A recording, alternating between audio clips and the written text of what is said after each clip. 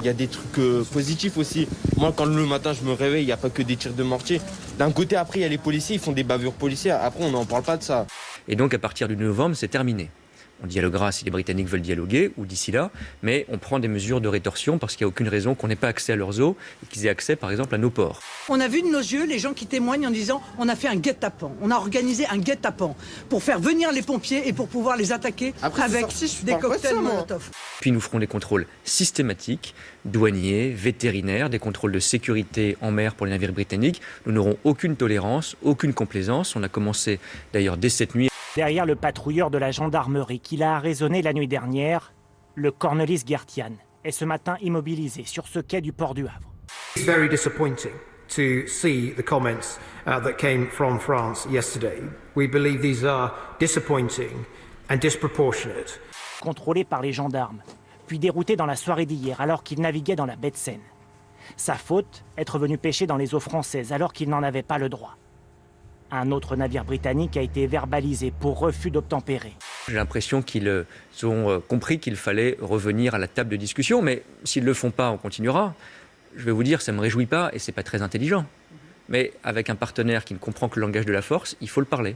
History shows that this House and our great nation's interests are best served by standing up to the threats of little Napoleons clinging on to power. Un deuxième tour Macron-Le Pen, vous faites quoi? Vous restez chez vous? D'abord, le deuxième tour, ça sera avec moi. Donc je n'imagine... Écoutez-moi, parce que je vois que vous souriez. Regardez bien. Avec 16% des intentions de vote, eh bien, le polémiste devancerait Marine Le Pen d'1 point. Il affronterait donc Emmanuel Macron, qui lui est toujours en tête.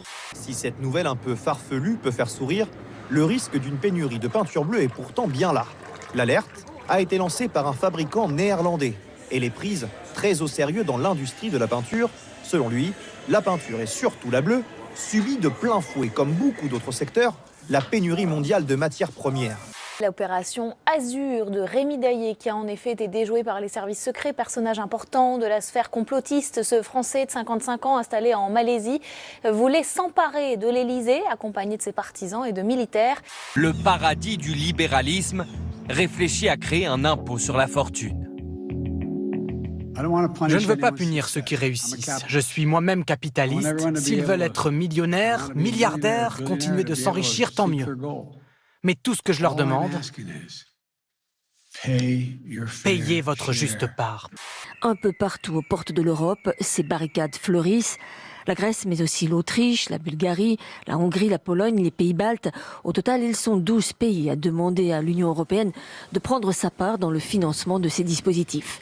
La piste privilégiée par l'administration Biden est une taxe sur le patrimoine des plus riches et non sur leurs revenus. Le plan de relance américain coûtera 1 750 milliards de dollars.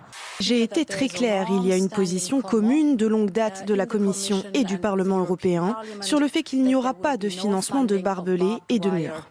Le GIEC, c'est un clone de l'ONU.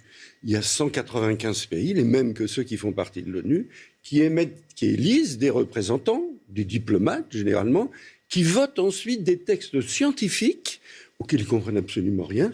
L'ONU est fière de vous présenter Francky. Francky, c'est un dino. À 3 jours de l'ouverture de la COP26. Les conclusions des rapports, souvent, n'ont aucun rapport avec ce qu'ont écrit les scientifiques, mais aucun. Où on prend parfois l'hypothèse la plus haute, par exemple, ou la plus dramatique. Don't choose extinction. Save your species before it's too late. It's time for you humans to stop making excuses and start making changes.